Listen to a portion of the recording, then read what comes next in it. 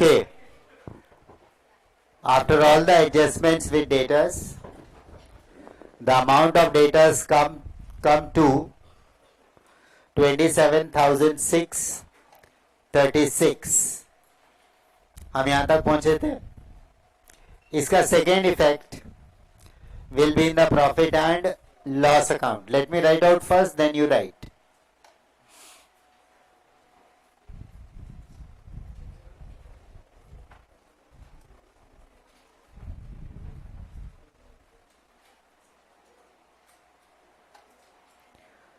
Now, as I said in the previous class, bad debts can be given as a balance in the trial balance. Bad debt account का balance हो सकता है trial balance में, and bad debts to be written off further may be given in the adjustment. So दो जगह bad debts दिया हो सकता है. जो trial balance में दिया है वो old है और जो adjustment में दिया है वो new है. Old और new हम अपने समझने के लिए बोल रहे हैं. ठीक है. Bad debts are bad debts. So let's check whether old bad debts are given. Yes, 500 plus new bad debts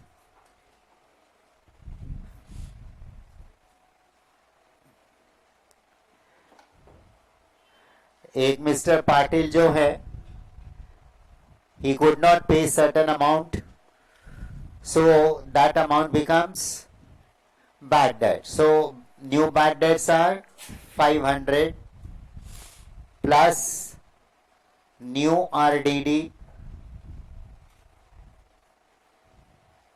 अभी हमने RDD का प्रोविजन किया 2%, 564. The total of the three would be 156064.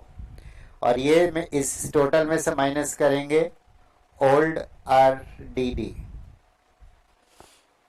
Old RDD उल्टा हो गया 2700. ठीक है. अब ध्यान दें यहां पर, ऐसा कई बार हो सकता है. Old the amount of total RDD में be more than the total of the 3. Is that clear? इसलिए आप ये जो सेकेंड इफेक्ट है हमेशा रफ में पूरा लिखेंगे. मैंने यहां लिख दिया, पर आप कहां लिखेंगे? हमेशा रफ में लिखेंगे. ठीक है. अब ये माइनस में आएगा आंसर. ठीक है. इसको क्रेडिट साइड में बाय RDD करके लिखेंगे. कैसे और क्यों मैं वो अकाउंट अभी बताता नहीं तुमको, नहीं तो वो बता नहीं रहा, नहीं तो आपको समझ में आ जाता क्यों. ठीक है ना. इसी RDD अकाउंट में डेबिट बैलेंस और क्रेडिट बैलेंस, ठीक है, कम है, यानी डेबिट बैलेंस निकलता है या क्रेडिट बैलेंस निकलता है. नॉर्मली क्रेडिट बैलेंस निकलना चाहिए. ठीक है. आप जो मैं बता रहा हूं बस उतना सुन लो. लॉजिकली जब मैं एडजस्टमेंट डेटास की सारी होंगी क्वेश्चन में, या मैक्सिमम एडजस्टमेंट्स दी होंगी डेटास की, तो मैं आपको जर्नल और लेजर भी करके बताऊंगा. तब आपको समझ में आएगा कि अगर क्रेडिट बैलेंस आता है तो that's a normal balance RDD. कोई भी रिजर्व का क्रेडिट बैलेंस होता है. ठीक है. तो वो उसका इफेक्ट P&L अकाउंट में डेबिट साइड में है. वो बैलेंस हम कहां ट्रांसफर करते? डेबिट साइड में. और अगर क्रेडिट डेबिट बैलेंस हो तो वो कहां आता है? क्रेडिट साइड में. Is that clear? तो जब हम शॉर्टकट करते हैं, जैसे अभी कर रहे हैं, शॉर्टकट में एंट्रीज कर रहे हैं, ठीक है ना, तो ये आंसर अब इस केस में तो नेगेटिव आएगा, क्योंकि 1564 रुपीज में से हम कितने माइनस कर रहे हैं? 2700. ठीक है ना. तो जो डिफरेंस है वो डेबिट साइड में नहीं आएगा, वो कहां आएगा? क्रेडिट साइड में. इसलिए जब भी आप डेटास का सेकेंड इफेक्ट लिखेंगे P&L अकाउंट में, ये जो भी लिखा हुआ है यहां पर, ठीक है, वो कहां लिखकर कहां पर प्लस माइनस करके लिखना है? फाइनल अमाउंट रफ में ऐड करना है, वर्किंग नोट में ऐड करना है. Is that clear? Hello, is that clear? Working note में पॉजिटिव है. अगर सारा आंसर प्लस माइनस करने के बाद पॉजिटिव फिगर आ रहा है तो डेबिट साइड में, नेगेटिव इफेक्ट आ रहा है तो क्रेडिट साइड में. हो गया क्लियर? तो इस केस में 2700 माइनस 1564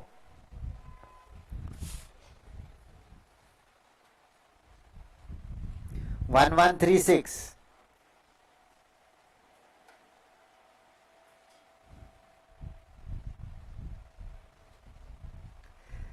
यहां पर नहीं लिखा जाएगा, ठीक है। हेलो,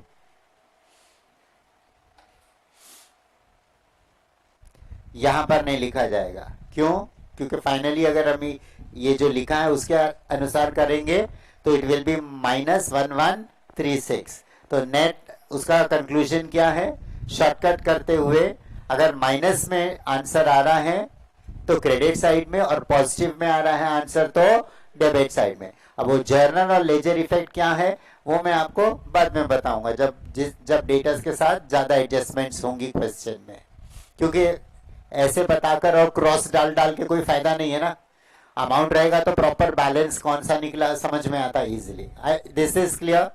तो आपको हर क्वेश्चन में डेटर्स और बैड डेट्स इस तरह से लिखना है, कुछ क्वेश्चंस में, कम से कम 4-5 क्वेश्चंस में, ठीक है। फिर उसके बाद जो भी इंफॉर्मेशन क्वेश्चन में दिया है उसके अनुसार उतना ही लिखना है, एक्स्ट्रा लिखने की जरूरत नहीं है, पूरा लिखने की जरूरत नहीं है। फॉर एग्जाम्पल सन्ड्री डेटर्स दिए हैं और फिर बैड डेट्स राइट ऑफ करने को दिया RDDR, तो आप sundry debtors minus new bad debts minus new RDD directly करेंगे, ठीक है। इस तरह से करना है, अदरवाइज थोड़ा सा ये पूरा कर लेंगे तो यानी, और यही सीक्वेंस में डेटर्स में एडजस्टमेंट करना है। Clear? Hello, is that clear? अब यहां पर डेटर्स की वैल्यू 27,636 आई है। अगर reserve for discount on debtors बनाने को बोला है, वैसा कोई एडजस्टमेंट है, तो डिस्काउंट का अमाउंट किस पर कैलकुलेट करेंगे? डिस्काउंट का अमाउंट 27,636 पर कैलकुलेट करेंगे, लास्ट में, सबसे लास्ट में, even after providing for reserve for doubtful debts, ठीक है। And the second effect will always be written in this manner in shortcut, to old bad debts plus new bad debts plus new RDD minus old RDD. If the net amount that you arrive at is positive, you will write that amount on the debit side of P&L account, and if it comes as negative, as in this question, you will write the difference on the credit side. That's the shortcut way of doing the things. Directly हम adjust कर रहे हैं last moment पर final account बनाते हुए। हो गया इतना? हेलो, आगे बढ़ो, हो गया सबका लिख के? चलिए, डायरेक्टली 12th में कितने लोग आए मुझे ये देखना था, शक्ल दिखाओ ना। You have come directly for, यानी आप 11th में नहीं थे यहाँ, जो 11th में नहीं थे और डायरेक्टली 12th में आए, एक ही है, एक ही है, तुम भी हो, अच्छा। Okay, datas हो गया। Now in the trial balance given is purchases, and all the purchases, purchase is a direct expense. Trading account shows the difference between purchases and sales, ठीक है। Purchase debit side में 2 purchases,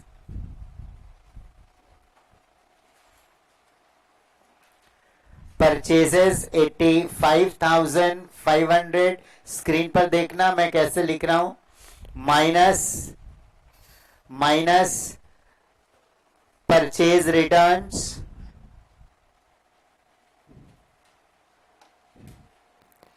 if any. Now 11th standard में आपने पढ़ा होगा, subsidiary books जब पढ़ा होगा तो परचेज रिटर्न बुक का बैलेंस कहां ट्रांसफर होता है? परचेज रिटर्न अकाउंट में, क्रेडिट साइड में। हेलो, ठीक है ना? उसकी भी जर्नल एंट्री पड़ी होगी, ठीक है। परचेज रिटर्न्स जो है हम यहां पर माइनस करके लिखेंगे, यानी नेट परचेसेस का अमाउंट हमको दिखना चाहिए, इसलिए हम परचेज माइनस रिटर्न्स करके लिखेंगे, ठीक है। और अगर नहीं तो परचेज रिटर्न आप क्रेडिट साइड में भी लिख सकते हैं ट्रेडिंग अकाउंट के। Is that okay? Purchase on the debit side, purchase return on the credit side. Refer करो क्वेश्चन में, परचेज का बैलेंस कौन सा बैलेंस है? डेबिट। और परचेज के रिटर्न का कौन सा बैलेंस है? क्रेडिट बैलेंस है, देखो ट्रायल बैलेंस में ऑलरेडी दिया है, तो डेबिट वाला डेबिट में, क्रेडिट वाला क्रेडिट में। तो जब हम बैलेंसिंग करेंगे सिर्फ परचेज को कंसिडर करके, तो नेट इफेक्ट उतना ही आने वाला है। Either way you right, nobody is going to give you wrong. Is that clear? मगर it is always better to show the net purchases, इसलिए परचेज माइनस रिटर्न्स करके लिखते हैं, सेल्स माइनस सेल्स रिटर्न करके लिखते हैं।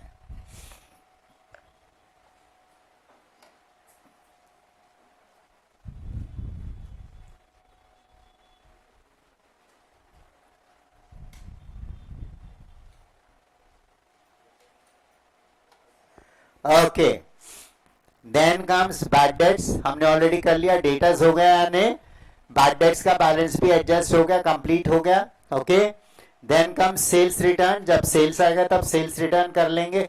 Hello, now see this next item, 10% government bond 40,000, brackets में दिया है purchase on 1 October 2018, state board 12th class, कम। Now 10% government bond 40,000 purchased on what date? 1 October 2018। कितने के गवर्नमेंट बॉन्ड्स खरीदे हैं? 40,000 के खरीदे हैं, ठीक है। Now when any additional information is given in the trial balance along with some account, कोई भी अकाउंट के बैलेंस के साथ ब्रैकेट में अगर कुछ भी एडिशनल इंफॉर्मेशन है, डेट है, परसेंट है, कुछ भी है, मतलब there is a hidden adjustment, वहां पर एडजस्टमेंट करना है। अब यहां पर सब बुक में देखें 10% गवर्नमेंट बॉन्ड दिया है, 10% गवर्नमेंट बॉन्ड दिया और डेट भी दिया है जिस दिन वो परचेज किया है। तो 10% is the rate of interest which is receivable on the amount invested in the government bonds. Government bond में जितना अमाउंट इन्वेस्ट किया है उसके ऊपर कितना रिटर्न मिलेगा? 10% पर ईयर। मगर यहां पर जो गवर्नमेंट बॉन्ड है करंट अकाउंटिंग ईयर में कब परचेज किए? 1 अक्टूबर 2018 को किए परचेज, ठीक है। तो पहली बात तो ये एसेट है, फाइनेंशियल एसेट है, इसलिए कहां लिखेंगे? अभी लिखने की गलती जल्दी नहीं करना, मैं बहुत स्लो जाऊंगा, आप भले ही बोर हो मगर मैं अपने हिसाब से ही जाऊंगा पढ़ाते हुए, ठीक। सो 10% गवर्नमेंट बॉन्ड 40,000, तो ये 40, पहली बात तो ये एसेट है, so amount invested in bonds is 40,000 on which 10% interest is receivable per annum. In the current accounting year the what you call bonds have been purchased, ठीक है। कौन सी डेट को? 1 अक्टूबर 2018 को। We are preparing the final accounts on what date? 31 March 2019। Bond purchase किए 1 October 2018 को और हम final accounts बना रहे हैं साल के आखिरी दिन 31 मार्च 2019 को, ठीक है। तो अक्टूबर, नवंबर, दिसंबर, जनवरी, फरवरी, मार्च, यानी कि in the current accounting year the interest receivable at the rate of 10% is for 6 months। कितने महीने का है? 6 months का रेट ऑफ इंटरेस्ट, हमको इंटरेस्ट अमाउंट मिलना है on the investments in the government bond. So हम कैलकुलेट कर सकते, जिनको आता वेरी गुड, जिनको नहीं आता या रिकलेक्ट नहीं हुआ वो देख लेंगे, आता है तो भी मैं तो लिखूंगा।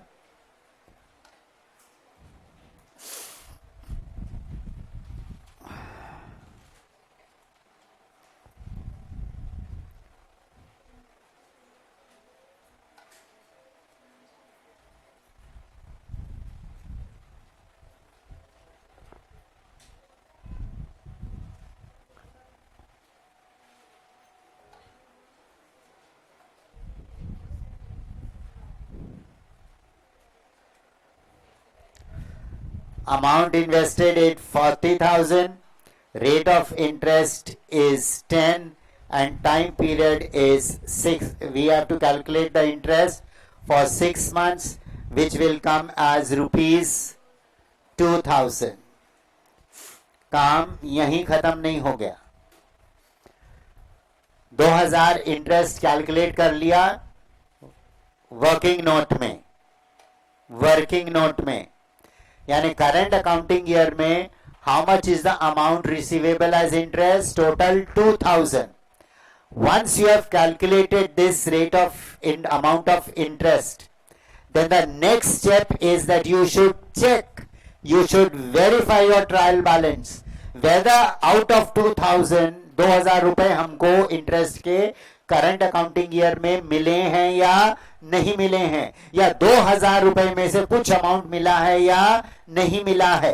अगर मिल गया है, if the amount of some full 2000 or some partial amount of 2000 has been received during the current accounting year, its balance will appear in the trial balance. उसका बैलेंस कहां दिखेगा आपको?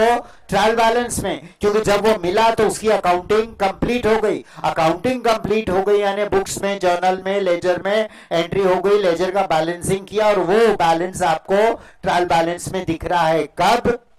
जब आपको ये 2000 रुपए इंटरेस्ट के मिल गए हैं, या 2000 में से मान लीजिए 1000 रुपए मिल गए हैं, तो जो भी अमाउंट मिल गया इंटरेस्ट ऑन गवर्नमेंट बॉन्ड्स का, its accounting has been already completed and therefore the balance will appear in the trial balance. हमने अमाउंट इन्वेस्ट किया है गवर्नमेंट बॉन्ड्स में, ठीक है, उसके ऊपर हमको इंटरेस्ट रिसीवेबल यानी इनकम है। अगर मिल गया है 2000 रुपए इंटरेस्ट, या 2000 में से 1000 रुपए मिल गया है, जो भी अमाउंट मिल गया है वो हमारी इनकम है, इसलिए ट्रायल बैलेंस में कौन सा बैलेंस होगा?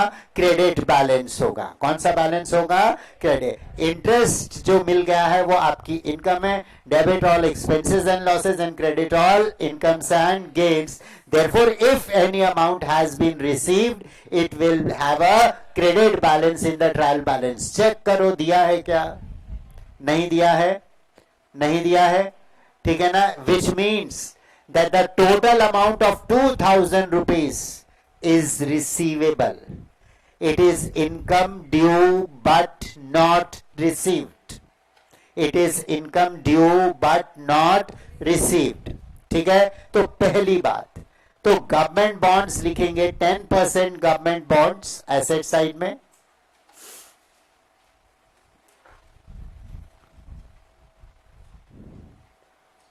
40,000.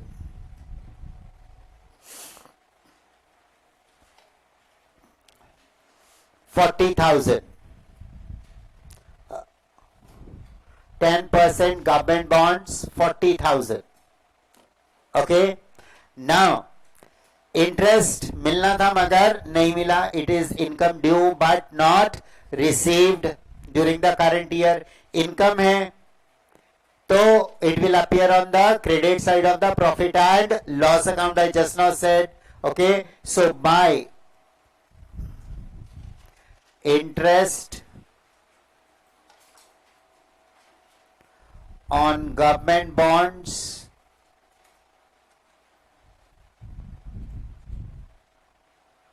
receivable,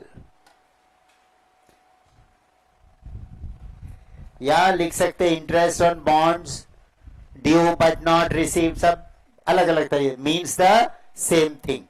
ठीक है. तो जो अमाउंट पैसा मिलना है हम उसके लिए हम रिसीवेबल यूज कर लेते, जो अमाउंट पे करना है payable. Is that clear? So how much?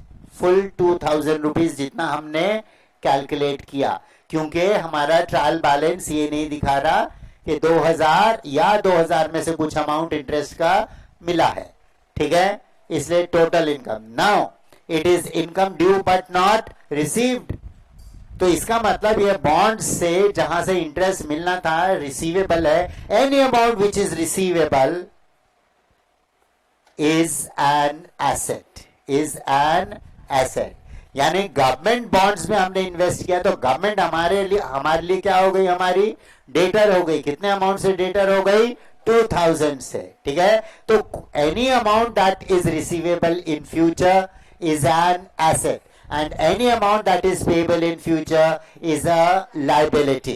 Is that clear? So this amount receivable will adjustment है तो दो इफेक्ट होंगे, मैंने बोला था, क्योंकि इसका अकाउंटिंग नहीं हुआ।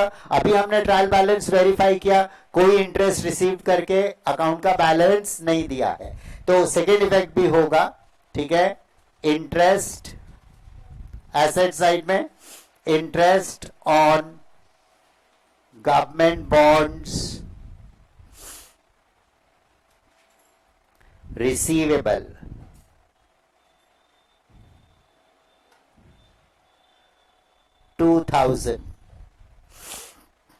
आप interest 10% government bonds amount inner column में भी लिख सकते, प्लस इंटरेस्ट रिसीवेबल 2000 और 42,000 डायरेक्ट बाहर भी लिख सकते। लिखने का तरीका अलग अलग है, मैंने जानबूझ को उसको अलग अलग दिखाया कि आपको समझ में आना चाहिए कि आप वो कौन सी चीज कहां पे जाने वाली। नेक्स्ट ले import duty.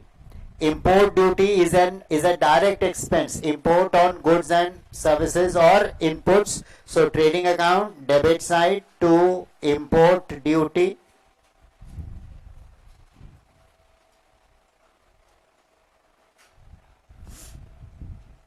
$1,800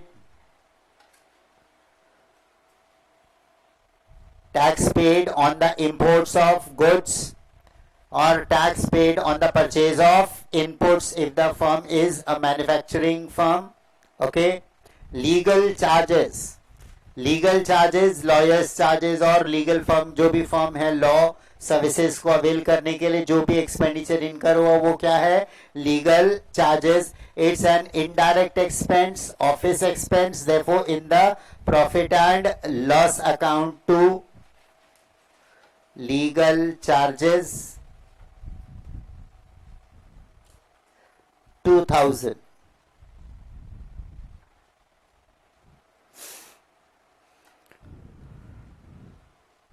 Then comes motive power 12,000. Again it is a factory expense, therefore a direct expense, therefore in the trading account. So to motive power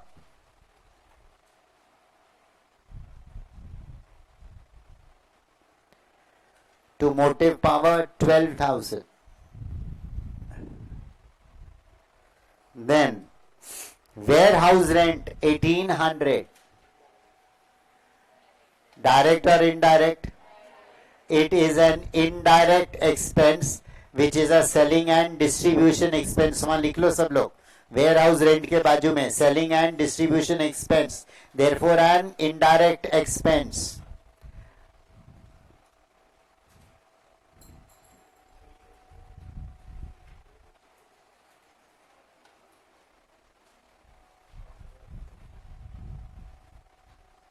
Warehouse rent 1,800.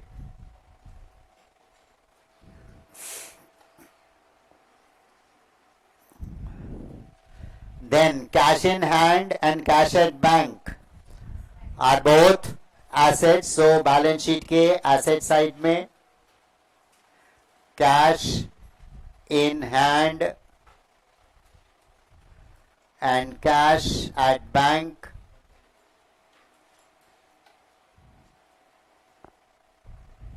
cash in hand is 20,000 and cash at bank is 70,000.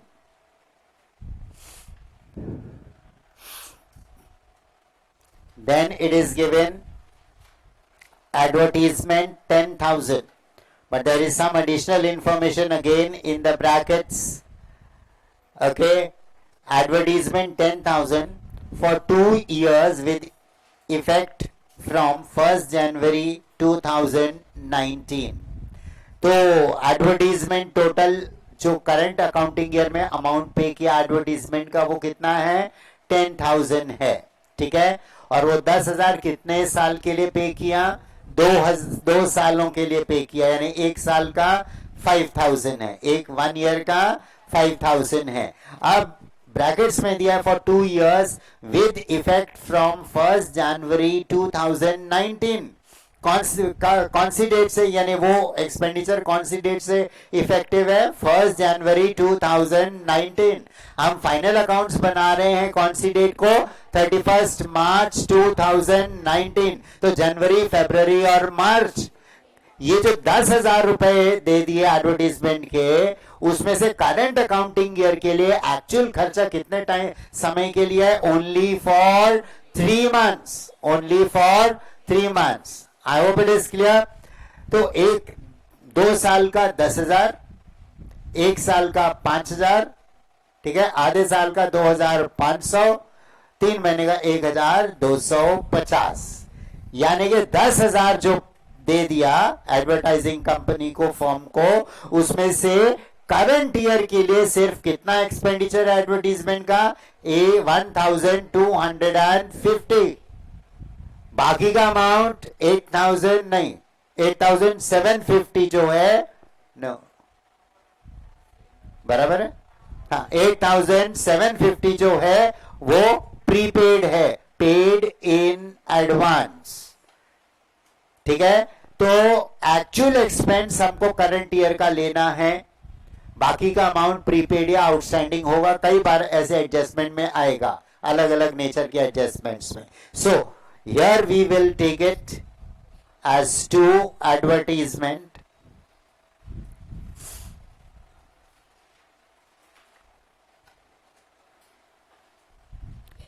10,000 in the inner column minus prepaid. Prepaid means paid in advance, 8,750, तो बचेगा 1,250, the expense of advertisement for the current accounting year, 1,250. Now the amount prepaid is 8,750 to advertising firm. Okay, till this amount is due, जब तक ये amount 8,750 रुपए advertising firm को हमारे तरफ से ड्यू नहीं होता, ठीक है ना, तब तक वो एडवर्टाइजिंग फर्म हमारी क्या है? डेटर है, हमारी क्या है? डेटर है। और ये अमाउंट जो एडवांस में हमने पे कर दिया, उसके रिटर्न में एडवर्टाइजिंग की सर्विसेज अभी मिलना बाकी है फ्यूचर में। Is that clear? So all prepaid expenses are therefore assets, are all therefore assets. Therefore on the asset side, prepaid advertisement,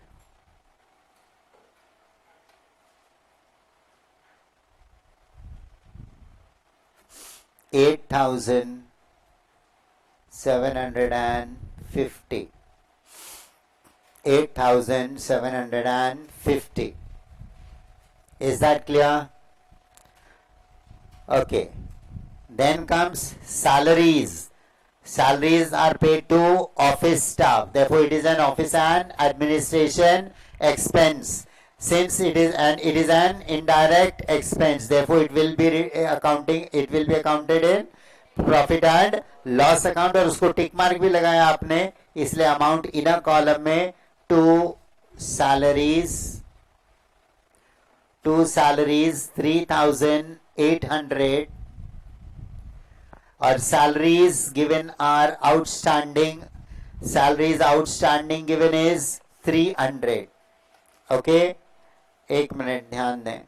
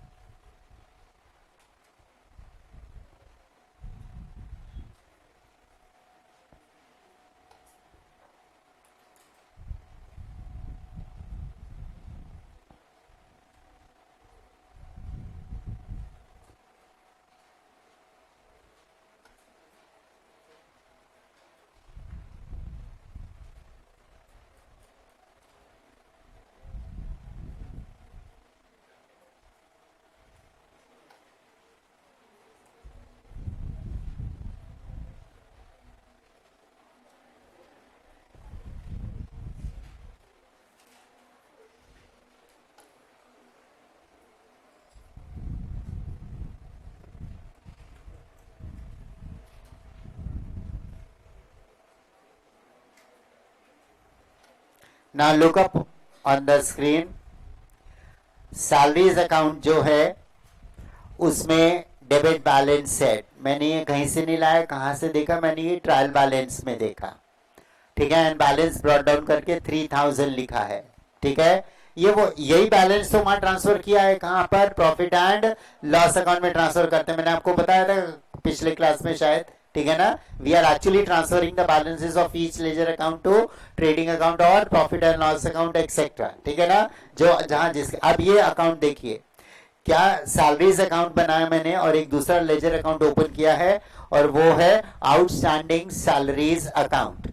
adjustment में दिया है that there is an outstanding amount of salaries. Outstanding means unpaid, pay करना था मगर pay नहीं किया current accounting year में।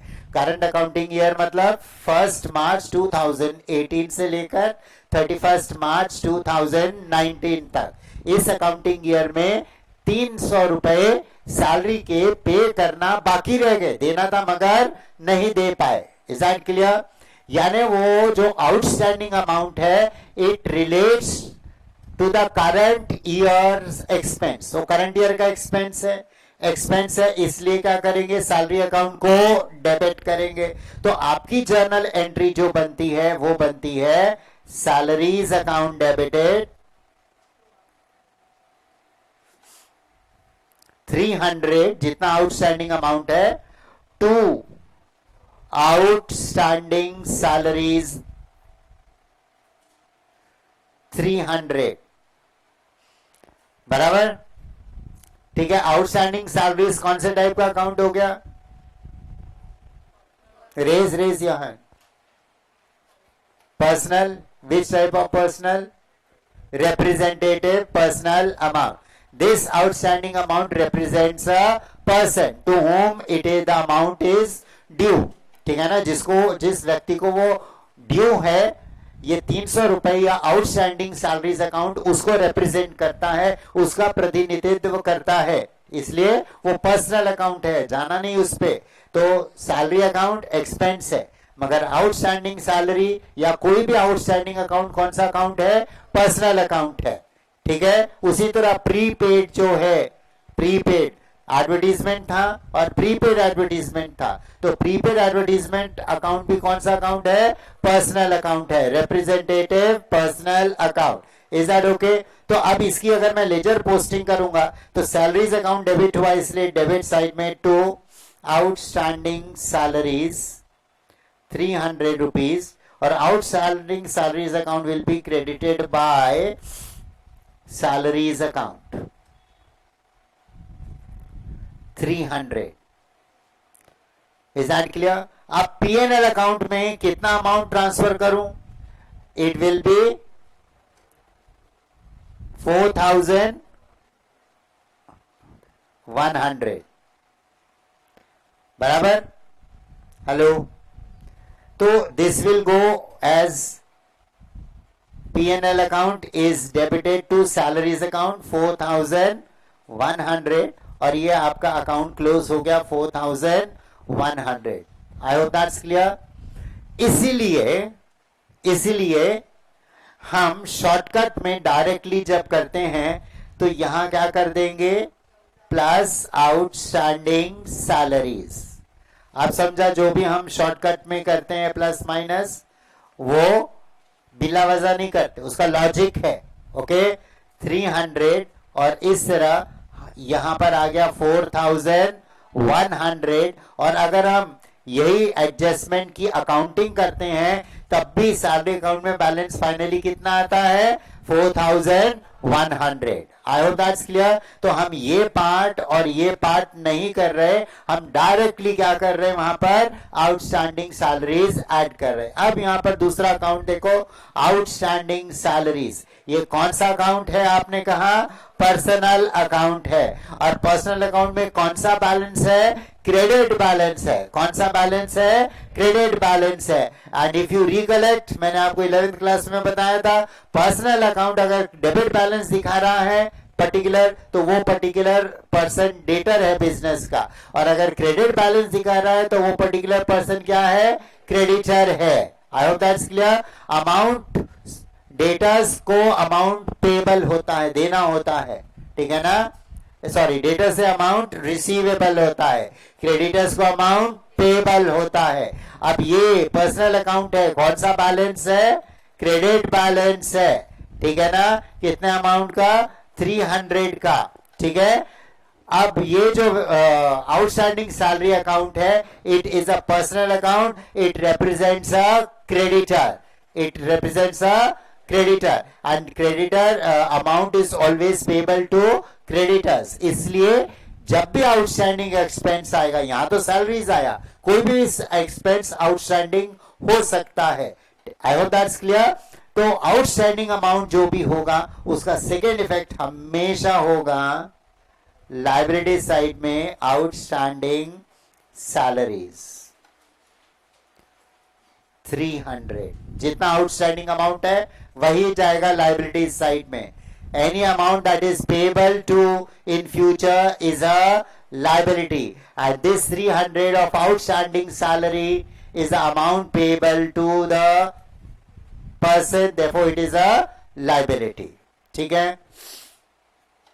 तो P&L अकाउंट में डेबिट साइड में हमने क्या किया, सैलरीज में आउटस्टैंडिंग सैलरीज अमाउंट को ऐड कर दिया, और सेकेंड इफेक्ट कहां दिया आउटस्टैंडिंग अमाउंट का, प्रॉफिट एंड लॉस अकाउंट में, ओके। ये अगर किसी को नोट करना है तो कर लो, नहीं तो अगर याद है तो नो प्रॉब्लम, ठीक है।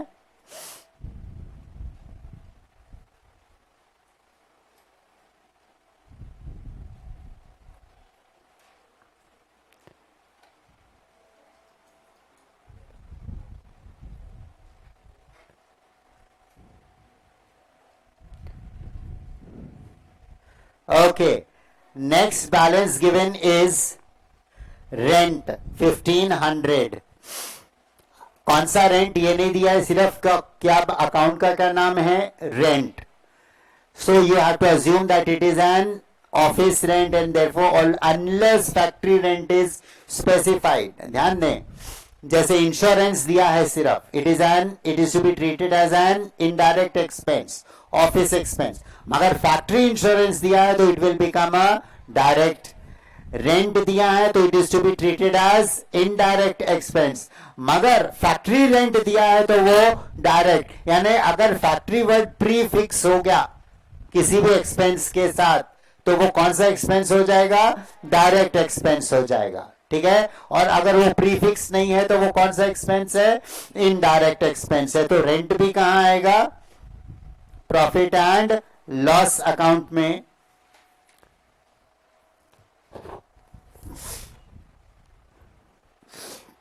$1500,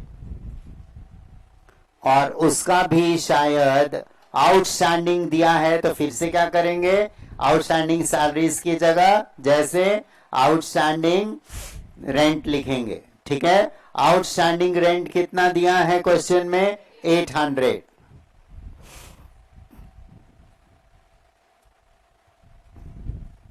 $2,300, and outstanding amount of rent will appear, second effect will be on the liabilities side. Outstanding rent 800. Drawings last में करेंगे, मैं बताऊंगा, ठीक है, जब कैपिटल आएगा, शॉर्टकट में। Furniture 1,95,800 on the asset side.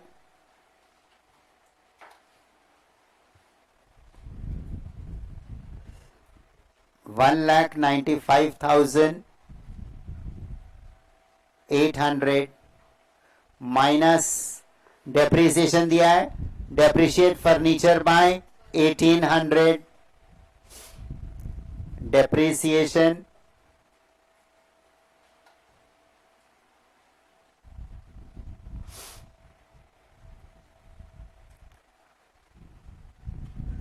तो 1,94,000. Depreciation is a business loss, therefore the amount of depreciation written off would be transferred to the profit and loss account on the debit side of P&L account. So 2, depreciation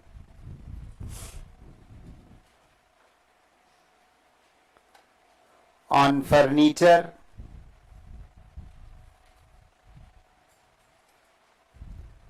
1800.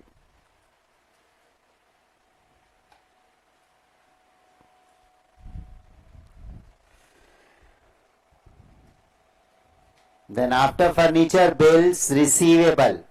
Now if you recollect, मैंने शायद पिछले class में बताया था, bills receivable is a credit instrument. It is a written order from one person to another person to pay a certain amount in future. Therefore the word used is bills receivable.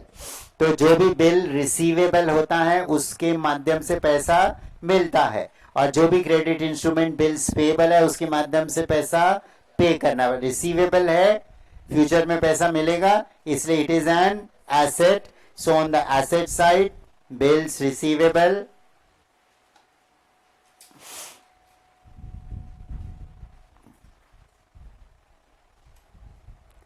$20,700. और फिर उसके बाद दिया है free hold property. Property है इसलिए फिर से वो भी कहां आएगा, एसेट साइड में आएगा. Free hold property 41,000. So we have posted the debit balances. Now we go on to the credit balances. Capital छोड़ दो, पहले लेते हैं sales. It is a direct income. Okay, so trading account, credit side by sales 1,80,000 minus sales return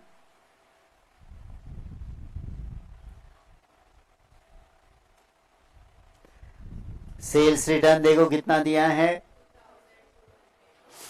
2,200.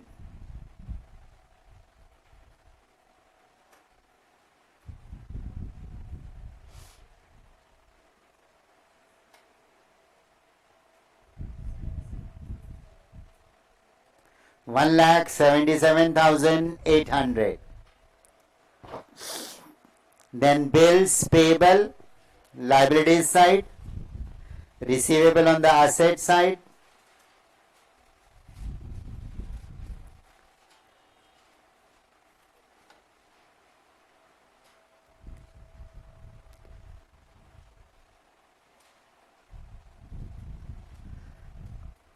$8,500, discount 1,200. Now this discount is received or allowed, received. Credit balance है ना, credit balance यानी income है, तो it is discount received. Therefore on the credit side of profit and loss account by discount. Debit balance अगर है तो discount given है, expense है, तो P&L अकाउंट के डेबिट साइड में. अगर क्रेडिट बैलेंस दिया है डिस्काउंट का तो इनकम है, मिला है हमको, it is discount received. 1,200. Creditors, debtors के भाई creditors on the liabilities side,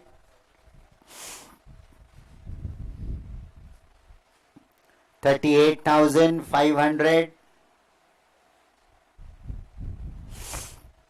RDD हो गया, ओल्ड RDD. बैंक लोन कौन सा बैलेंस है, क्रेडिट बैलेंस है, तो इट इज लोन टेकन. कई बार लोन सिर्फ दिया रहेगा और डेबिट अमाउंट रहेगा, तो it is loan given, therefore that will B an asset. ठीक है. सो लोन अकाउंट का कौन सा बैलेंस है, क्रेडिट बैलेंस है, इसलिए लोन टेकन है 15,000. परचेज रिटर्न हो गया already. So we have posted the trial balance, living, drawings and capital. Now let's go see the adjustment number 2. uninsured goods worth ₹8,000 were stolen. 8,000 worth के goods चोरी हो गए और वो गुड्स का कोई इंश्योरेंस भी कवर नहीं था. मतलब 8,000 का सामान गया, कोई रिकवरी की चांस नहीं है. ठीक है, अब लिखना नहीं जब तक मैं बोलूं नहीं. By loss of goods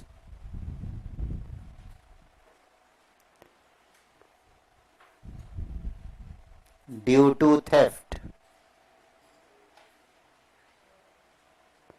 stolen की जगह थेफ्ट भी लिख सकते हैं, इसलिए मत बोलना सर वहां पे स्टोलन दिया है, कि नहीं तो वो वही बात हो जाएंगे. Open the doors of the window, let the air force come in. Theft और स्टोलन आर सिनोनिमस. ओके, अब ये यहां क्यों लिखा 8,000? मैंने आपसे अगर याद हो तो फर्स्ट क्लास में या जब हम ट्रेडिंग अकाउंट का फॉर्मेट में आपको समझा रहा था तब बोला था कि हम क्रेडिट साइड में ट्रेडिंग अकाउंट में loss by theft, lost by fire, goods distributed as free samples और goods taken by partner for personal use, ये सब क्रेडिट साइड में फॉर्मेट में दिया था. मैंने आपसे क्या कहा था कि वो हमको एक्चुअली में परचेसेस में से माइनस करना चाहिए, और परचेज में से माइनस इसलिए करना चाहिए because we calculate the profit on the cost of goods sold. और if you recollect I had said कि हम सारी पोस्टिंग्स कर दें ट्रेडिंग अकाउंट में और सेल्स को छोड़कर ट्रेडिंग अकाउंट का बैलेंसिंग करें, तो जो बैलेंस निकलेगा that will be called as cost of goods sold. ठीक है, so we calculate the profit और loss on the cost of goods sold and sales. I hope that's clear. अब total purchases कितने के थे? 83,500 के, है ना. डेबिट साइड में 83,500, इसमें से 8,000 के चोरी हो गए, तो आप प्रॉफिट 83,500 के थोड़ी कैलकुलेट करेंगे. आप प्रॉफिट तो जितने का सामान बेचा उसके कॉस्ट का कैलकुलेट करेंगे. इसलिए हम नॉर्मली क्या करते हैं, ये सब परचेज में से माइनस. मगर परचेज में से क्या क्या माइनस करते चले जाएंगे, इसलिए हम उसको परचेज में से माइनस ना करते हुए कहां लिख देते हैं? क्रेडिट साइड में. मैंने आपको ये लिखकर बैलेंसिंग करके भी बताया था कि नेट इफेक्ट वही आएगा, हम परचेज में से माइनस करें या क्रेडिट साइड में लिखें. ठीक है, तो इसलिए मैंने ये कहां लिखा? Loss of goods due to theft is 8,000. Is that clear? क्योंकि उतने अमाउंट का परचेज कम हो गया, उतने अमाउंट का परचेज कम हो गया. अब अगर इंश्योर्ड होंगे गुड्स तो इंश्योरेंस कंपनी से हम क्लेम कर सकते. ठीक है ना. तो मान लीजिए 8,000 के गुड्स चोरी हुए, मान लीजिए गुड्स इंश्योर्ड हैं, 8,000 के गुड्स चोरी हुए, मगर इंश्योरेंस कंपनी ने 7,000 ही क्लेम एक्सेप्ट किया, सिर्फ 7,000 रुपए देना एक्सेप्ट किया. Is that clear? तो हमारा एक्चुअल लॉस कितने का रह गया? ओनली 1,000 का. That actual loss appears in the profit and loss account. It is a difference between loss of goods and claim admitted by the insurance company. ठीक है, और जो क्लेम एडमिट होता है, जो क्लेम एडमिट होता है, that is the amount receivable in future. इसलिए वो अमाउंट कहां जाता है? एसेट साइड में जाता. तो 3 इफेक्ट होते हैं इंश्योर्ड गुड्स के. कितने इफेक्ट? 3 इफेक्ट. पहला effect, total loss in the trading account on the credit side. Second effect, actual loss in the profit and loss account on the debit side, and the amount of claim admitted by the insurance company on the asset side. On the asset side. I hope that's clear. मगर ये goods कौन से goods हैं? Uninsured है, यानी total loss 8,000 ही हमारा actual loss भी है. एक्चुअल लॉस भी है. नहीं तो कैसे लिखते हैं? स्क्रीन पर देखो. Loss of goods 8,000, claim admitted 7,000, actual loss कितना रह गया? 1,000. इस तरह से हम लिखते हैं किसका? इंश्योर्ड गुड्स का एक्चुअल लॉस. यहां तो गुड्स क्या है? अनइंश्योर्ड हैं, बराबर।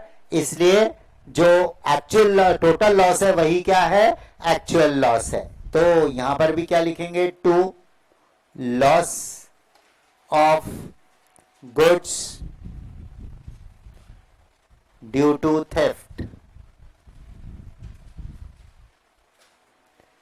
8,000। तो जितना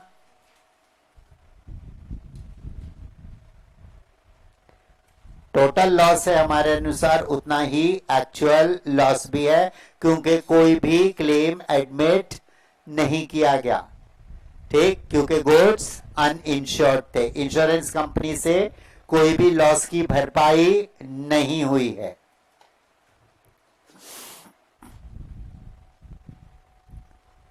नाउ एडजस्टमेंट नंबर 1, बाकी सब एडजस्टमेंट हो गई, डेप्रिसिएशन हो गया, आउटस्टैंडिंग एक्सपेंसेस हाँ हो गया। क्लोजिंग स्टॉक, क्लोजिंग स्टॉक ये भी पहला या तो परचेज में से माइनस करो ट्रेडिंग अकाउंट में, या फिर क्रेडिट साइड में लिखो, any way you can treat it. Will write it on the credit side by closing stock.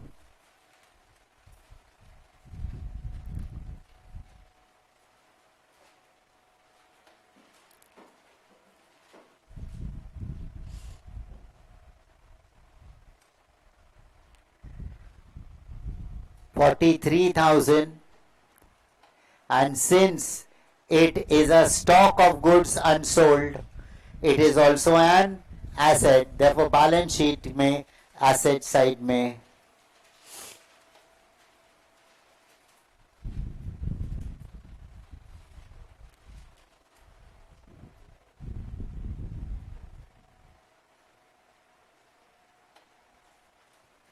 $43,000.